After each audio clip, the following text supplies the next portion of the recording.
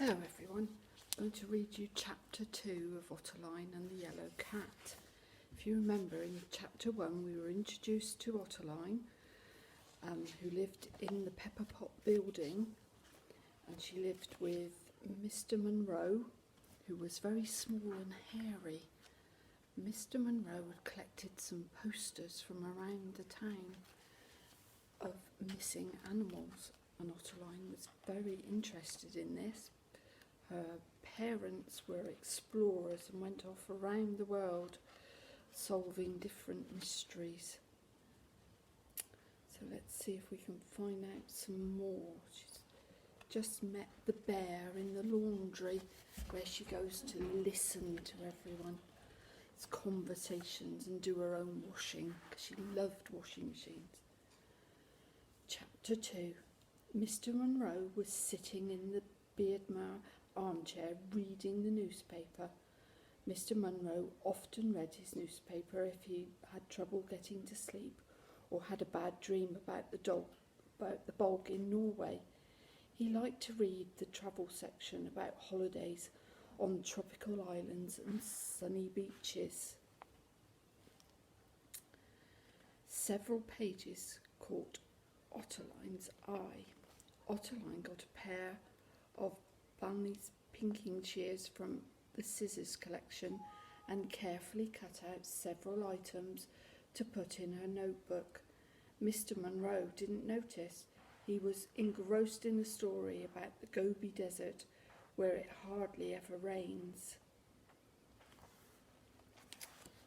There they are, all busy.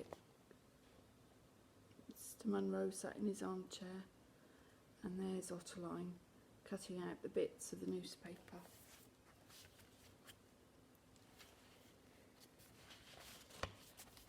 So here are the newspaper cuttings that Ottoline was cutting out.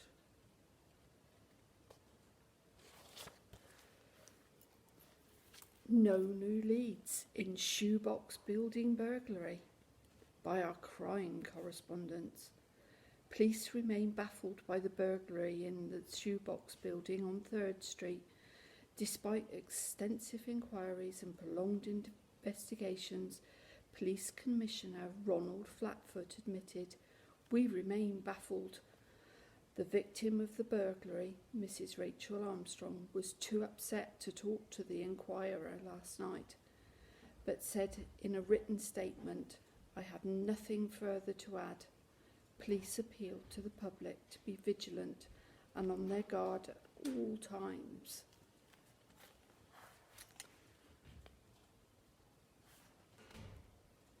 Burglary at the Pointy Towers. Pointy Towers baffles police. By our crime correspondents, police remain baffled by the burglary at the Pointy Tower on 3rd Street.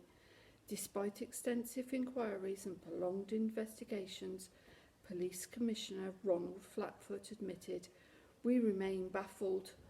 The victim of the burglary, Mrs. D'Amica Wilson, was too outraged to talk to the Inquirer last night, but said in a written statement, "I'm too outraged to talk."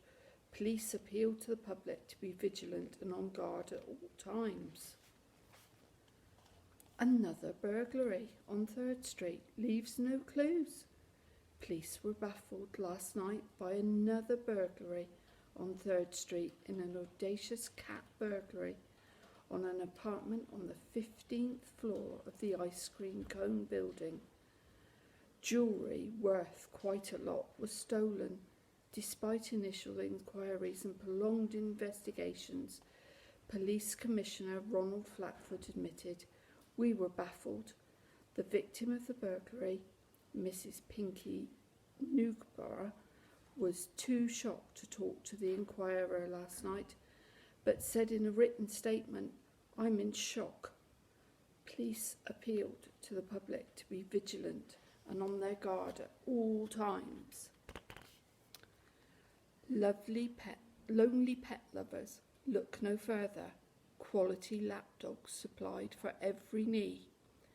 The Lapdog Agency, number 26, The Boardwalk, Harbourside, Big City 9929. So, Ottoline has annotated that she must investigate this, the lonely pet lovers. And she says these dogs look strangely familiar.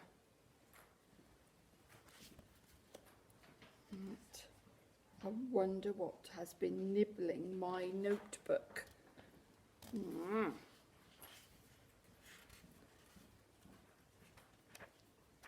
That night, after the Smith & Smith technicians had plumped the pillows and drawn the curtains, Ottoline got out of her bed and went to her special disguises wardrobe.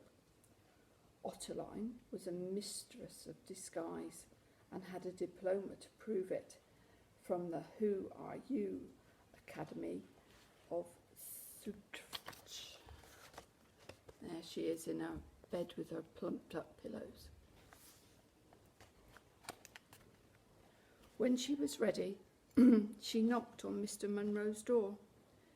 "Your hair could do with a brush," said Ottoline when he opened the door. "But we haven't got time for that now. Here, put this on." She handed Mr. Munro a large, shabby raincoat. Mr. Munro handed her an umbrella, just in case. There they are, all dressed up, ready to go.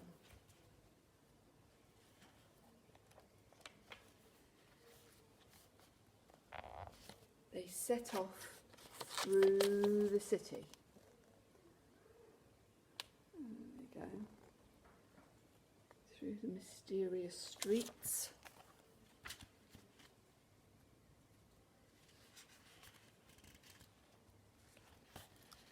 And very soon they were off the beaten track.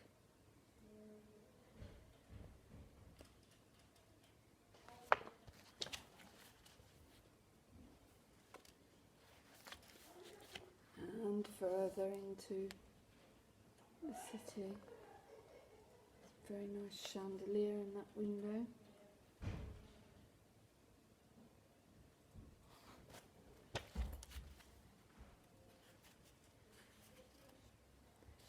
They came to an old warehouse. Ottoline studied her notebook. There's the warehouse, number 26. There was a sign on the door which read, "The Lapdog Agency, by appointment only." Mr. Munro was going to ring the bell, but Ottoline stopped him. Instead, they looked through a rather grubby window. This is what they saw. There we go, look. Whole group.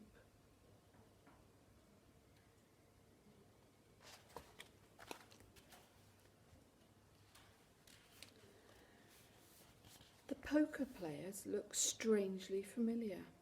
Behind them, a cockatoo was talking into a telephone. "I'm sorry, madam, but that's company policy," the cockatoo was saying. "If you lose a lapdog we supplied you with, we can't trust you with another one. Now can we? Goodbye." The cockatoo put the receiver down. Just then, a yellow cat walked in. "Good evening, boys," she purred. "Had a good week?"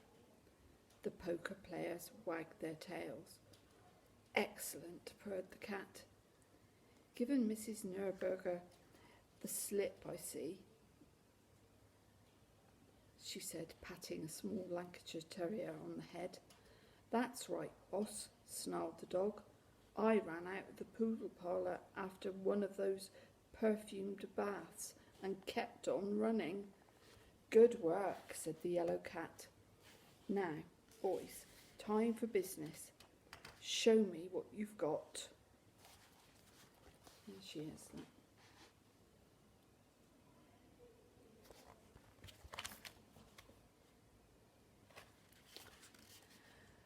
The poker players put down their cards and picked up their pencils and started scribbling.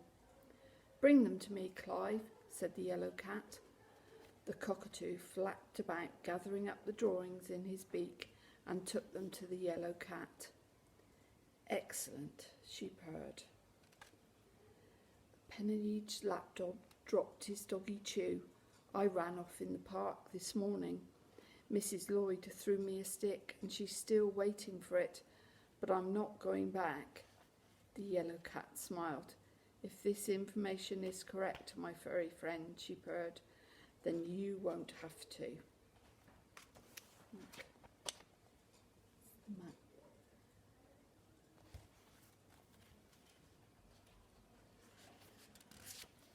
Right, so that's the end of chapter 2.